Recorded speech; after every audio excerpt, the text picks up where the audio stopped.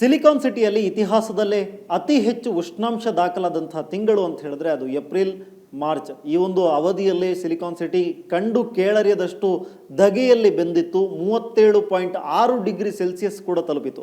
ಆದರೆ ಇದೀಗ silicon city ಜನರಿಗೆ ಒಂದು ಖುಷಿಯ ಸುದ್ದಿ ಇದೆ. ಆ ಸುದ್ದಿ ಏನು ಅಂತ ಹೇಳಿದ್ರೆ ಉಷ್ಣಾಂಶದ ಪ್ರಮಾಣ ಕಡಿಮೆ ಆಗ್ತಾ ಇದೆ, ಅದೇ ರೀತಿಯಾಗಿ ಮಳೆ ಬರುವ ಸಾಧ್ಯತೆಗಳು ಕೂಡ ಹೆಚ್ಚಿದೆ. ಇದರ ಬಗ್ಗೆ ಮಾತನಾಡೋದಕ್ಕೆ ಹವಾಮಾನ ತಜ್ಞರಾದಂಥ ಪ್ರಸಾದ್ ಅವರು ನಮ್ಮ ಜೊತೆಗಿದ್ದಾರೆ. ಬನ್ನಿ ಮಾತನಾಡಿಸೋಣ.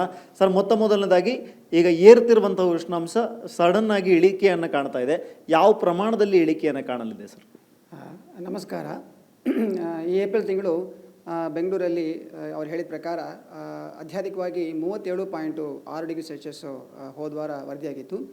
ಅದು ಕಳೆದ ಒಂದು 15 ವರ್ಷಗಳಲ್ಲಿ 3ನೇ ದಾಖಲೆ ಉಷ್ಣಾಂಶ ಮತ್ತು 8 ವರ್ಷಗಳಲ್ಲಿ ದಾಖಲೆ ಉಷ್ಣಾಂಶ. ಬಟ್ ಆದರೂ ಕೂಡ ಬೆಂಗಳೂರು ಚರಿತ್ರೆಯಲ್ಲಿ ದಾಖಲೆ ಉಷ್ಣಾಂಶ ಏಪ್ರಿಲ್ ತಿಂಗಳಿಗೆ ಅಂತ ನೋಡಿದರೆ 2016ನೇ ವರ್ಷ 25ನೇ ತಾರೀಕು 39.2 ಡಿಗ್ರಿ ಸೆಲ್ಸಿಯಸ್ ವರದಿಯಾಗಿತ್ತು. ಸೊ ಅದು ದಾಖಲೆ ಉಷ್ಣಾಂಶ. ಈ ವರ್ಷ ಆ ಒಂದು ಸಂಖ್ಯೆನ ಇದು ಬೀಟ್ ಮಾಡೋ ಥರ ಇಲ್ಲ.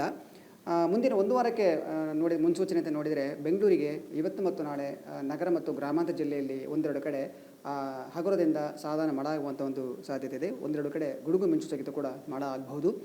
ಈ ಉಷ್ಣಾಂಶ ಈ ವಾರ ಒಂದು 2 ಡಿಗ್ರಿ ತನಕ ಕಡಿಮೆ ಆಗಿದೆ. ಮುಂದಿನ ದಿನಗಳಲ್ಲಿ ಈ ಉಷ್ಣಾಂಶ ಬೆಂಗಳೂರಲ್ಲಿ ಪ್ರತ್ಯೇಕವಾಗಿ 35ರಿಂದ ಒಂದು 36 ಡಿಗ್ರಿ ವ್ಯಾಪ್ತಿನಲ್ಲಿ ವರದಿಯಾಗುವಂಥ ಸಾಧ್ಯತೆ ಇದೆ. ಸರ್, ಈಗ ಎಲ್ಲರೂ ಕೂಡ ವೆಯ್ಟ್ ಮಾಡ್ತಾ ಇರೋದು ಒಂದ್ಸಲ ಮಳೆ ಬರಲಪ್ಪ, ಒಂದ್ಸಲ ಮಳೆ ಬಂದು ನಮ್ಮನ್ನೆಲ್ಲ ತಂಪು ಮಾಡಲಿ ಅಂತ ಹೇಳಿ.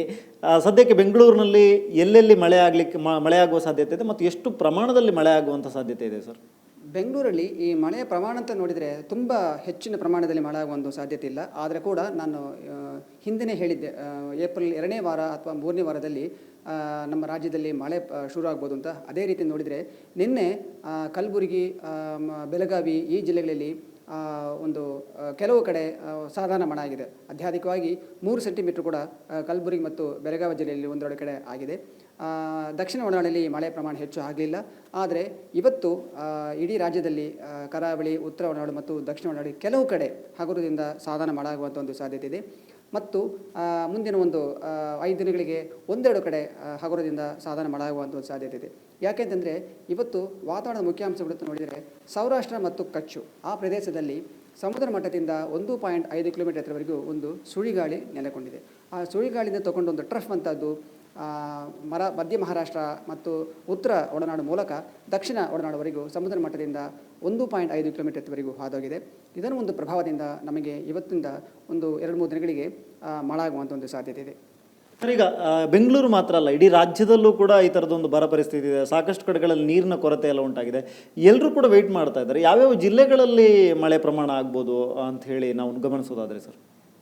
ನೋಡಿದರೆ ಉತ್ತರ ಒಳನಾಡಿನ ಬೀದರ್, ಕಲಬುರಗಿ, ಬೆಳಗಾವಿ, ಬಾಗಲಕೋಟೆ, ಗದಗ, ಧಾರವಾಡ ಈ ಜಿಲ್ಲೆಗಳಲ್ಲಿ ಮತ್ತು ದಕ್ಷಿಣ ಒಳನಾಡಿನ ಪಶ್ಚಿಮ ಘಟ್ಟ ಜಿಲ್ಲೆಗಳಲ್ಲಿ ಈ ಚಿತ್ರದುರ್ಗ, ದಾವಣಗೆರೆ ಅಲ್ಲೆಲ್ಲ ಕೂಡ ಒಂದು ಹಗುರದಿಂದ ಒಂದು ಸಾಧಾರಣ ಮಳೆ ಆಗುವಂಥ ಒಂದು ಸಾಧ್ಯತೆ ಇದೆ. ಕರಾವಳಿಯ ಜಿಲ್ಲೆಗಳಲ್ಲಿ ಕೂಡ ಒಂದೆರಡು ಕಡೆ ಮಳೆ ಆಗುವಂಥ ಒಂದು ಸಾಧ್ಯತೆ ಇದೆ.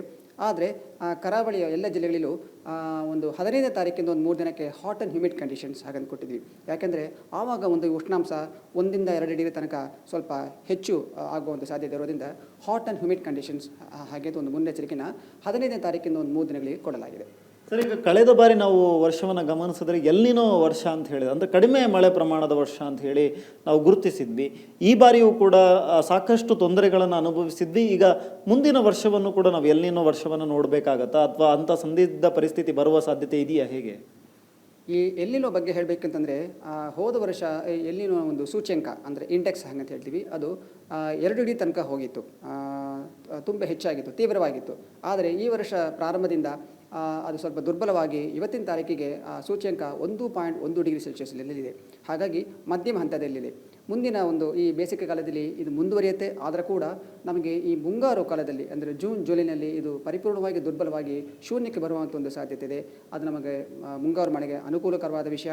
ಮತ್ತು ಇನ್ನೊಂದು ಇಂಡಿಯನ್ ಓಷನ್ ಡೈಪೋಲ್ ಆಸಿಲೇಷನ್ ಹಾಗಂತ ಹೇಳ್ತೀವಿ, ಅದು ಇವಾಗ ಸದ್ಯಕ್ಕೆ ಶೂನ್ಯದಲ್ಲಿದೆ. ಅದರ ಒಂದು ಸೂಚ್ಯಂಕ ಅದು ಕೂಡ ಮುಂದಿನ ತಿಂಗಳಲ್ಲಿ ಪಾಸಿಟಿವ್ ಆಗುವಂಥ ಒಂದು ಸಾಧ್ಯತೆ ಇದೆ, ಅಂದರೆ ಶೂನ್ಯಕ್ಕೆ ಮೇಲೆ ಬರುವಂಥ ಒಂದು ಸಾಧ್ಯತೆ ಇದೆ. ಇವೆರಡು ನಮಗೆ ಮುಂಗಾರು ಮಳೆಗೆ ಅನುಕೂಲಕರವಾದ ವಿಷಯ. ಆದರೂ ಕೂಡ ಅಧಿಕೃತವಾಗಿ ಈ ವರ್ಷ ನಮಗೆ ಮುಂಗಾರು ಮಳೆ ಹೇಗಾಗತ್ತೆ ಅಂತ ಒಂದು ವಿಷಯನ ಈ ತಿಂಗಳು 15ನೇ ತಾರೀಕು ನಂತರ ಒಂದು ಪ್ರೆಸ್ ರಿಲೀಸ್ನಲ್ಲಿ ನಾವು ವಿವರಿಸ್ತೀವಿ. ಸರ್, ಈಗ ಮುಂದಿನದಾಗಿ ಹವಾಮಾನ ಇಲಾಖೆಯಿಂದ ಏನಾದರೂ ಮುನ್ನೆಚ್ಚರಿಕೆ ಕ್ರಮಗಳು ಅಥವಾ ಯಾವುದನ್ನು ಮಾಡಬೇಕು ಯಾವುದನ್ನು ಮಾಡಬಾರ್ದು, ಈಗ ಮೀನುಗಾರಿಕೆ ಇಲಾಖೆಗೆ ಅಥವಾ ಈ ಥರದ್ದೆಲ್ಲ ಯಾವುದಾದ್ರೂ ಮುನ್ನೆಚ್ಚರಿಕೆ ಕ್ರಮ ಇದೆಯಾ, ಏನಿದೆ? ಇಲ್ಲ, ನಾವು ಯಾವಾಗ ನೋಡಿದರೆ ಒಂದು ವಾರಕ್ಕೆ ನಾವು ಜಿಲ್ಲೆವಾರಿ ಒಂದು ಮುನ್ಸೂಚನೆ ಕೊಡ್ತೀವಿ ಮತ್ತು 5 ದಿನಗಳಿಗೆ ಮುನ್ನೆಚ್ಚರಿಕೆ ಅಂದರೆ ಭಾರಿ ಮಳೆ, ಈ ಥರ ಒಂದು ಉಷ್ಣಾಲೆ, ಆ ಥರ ಮುನ್ನೆಚ್ಚರಿಕೆ ಮುಂದಿನ 5 ದಿನಗಳಿಗೆ ಕೊಡ್ತೀವಿ. ಮುಂದಿನ 5 ದಿನಗಳಿಗೆ ನಾವು ಭಾರಿ ಮಳೆ ಮುನ್ನೆಚ್ಚರಿಕೆ ಎಲ್ಲೂ ಕೊಡ್ತಾ ಇಲ್ಲ. ಭಾರಿ ಮಳೆ ಮುನ್ನೆಚ್ಚರಿಕೆ ಮತ್ತು ಬಿರುಗಾಳಿ ಜೊತೆಯಲ್ಲಿ ಮಳೆ ಆಗುವಂಥ ಒಂದು ಸಾಧ್ಯತೆ ಇದ್ದರೆ ಮೀನುಗಾರರಿಗೆ ನಾವು ಕೊಡ್ತೀವಿ. ಆ ಥರ ಈ ಬಿರುಗಾಳಿ 40ರಿಂದ 50 ಕಿಲೋಮೀಟರ್ ವೇಗದಲ್ಲಿ ಇವತ್ತು ಉತ್ತರ ಒಳನಾಡಿನ ಕೆಲವು ಕಡೆ, ಯಾಕೆಂದರೆ ಈ ಮಳೆ ಪ್ರಮಾಣ ಯಾವಾಗಲೂ ಮಧ್ಯಾಹ್ನಕ್ಕೆ ಮೇಲೆ ಶುರುವಾಗುತ್ತೆ. ಯಾಕೆಂದರೆ ಇದು ಕನ್ವೆಕ್ಟಿವ್ ರೈನ್ಸ್ ಅಂತ ಹೇಳ್ತೀವಿ, ಗುಡುಗು ಮಿಂಚು ಸಹಿತ ಮಳೆ ಆಗುತ್ತೆ. ಹಾಗಾಗಿ ಆ ಸಮಯದಲ್ಲಿ ಈ ಒಂದು ಕೆಲವು ನಿಮಿಷಗಳು ಈ ನೆಲಗಾಳಿ ಅಂತದ್ದು ಪ್ರತಿ ಗಂಟೆಗೆ 40ರಿಂದ 50 ಕಿಲೋಮೀಟರ್ ವೇಗದಲ್ಲಿ ಉತ್ತರ ಒಳನಾಡಿನ ಕೆಲವು ಜಿಲ್ಲೆಗಳಲ್ಲಿ, ಉದಾಹರಣೆಗೆ ಬೀದರ್, ಕಲಬುರಗಿ, ವಿಜಯಪುರ, ಬಾಗಲಕೋಟೆ, ಗದಗ ಈ ಜಿಲ್ಲೆಗಳಿಗೆ ಆಗುವಂಥ ಒಂದು ಸಾಧ್ಯತೆ ಇರೋದ್ರಿಂದ ಆ ಒಂದು ಮುನ್ನೆಚ್ಚರಿಕೆಯನ್ನು ಕೂಡ ಕೊಡಲಾಗಿದೆ. Okay sir, thank you. ಸದ್ಯಕ್ಕೆ ಸಾಕಷ್ಟು ವಿಚಾರಗಳನ್ನು ತಿಳಿಸಿದ್ರು.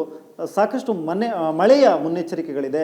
ಹಾಗಾಗಿ ಮಳೆಯ ಮುನ್ಸೂಚನೆ ಇರೋದರಿಂದಾಗಿ ಸಾಕಷ್ಟು ಎಲ್ಲ ಕಡೆಗಳಲ್ಲೂ ಕೂಡ ನೀರಿನ ಸಮಸ್ಯೆ ಇತ್ತು. ಜೊತೆಗೆ ಸಾಕಷ್ಟು ಕೂತ್ಕೊಳ್ಳೋದಕ್ಕಾಗೋದಿಲ್ಲ, ಅಷ್ಟು ಧಗೆ ಏರ್ತಾ ಇತ್ತು. ಇಂತಹ ಕರುನಾಡಿಗೆ ಈಗ ಮಳೆಯ ಮುನ್ಸೂಚನೆ ಸಿಹಿ ಸುದ್ದಿ ಅಂತಲೇ ಹೇಳ್ಬೋದು. ಮಳೆ ಬರಲಿ, ಎಳೆಯನ್ನು ತಂಪು ಮಾಡಲಿ ಅಂತ ಹೇಳ್ತಾ ಕ್ಯಾಮರಾ ಪರ್ಸನ್ ಅಂಜನಮೂರ್ತಿ ಜೊತೆ ಸ್ವಸ್ತಿಕ್ ಕನ್ಯಾಡಿ, ಏಷ್ಯಾನೆಟ್ ಸುವರ್ಣ ನ್ಯೂಸ್, ಬೆಂಗಳೂರು.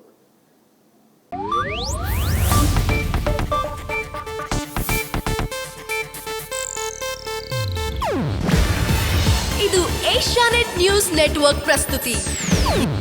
ನೀವು ನೋಡ್ತಿದ್ದೀರಾ ಏಷ್ಯಾನೆಟ್ ಸುವರ್ಣ ನ್ಯೂಸ್.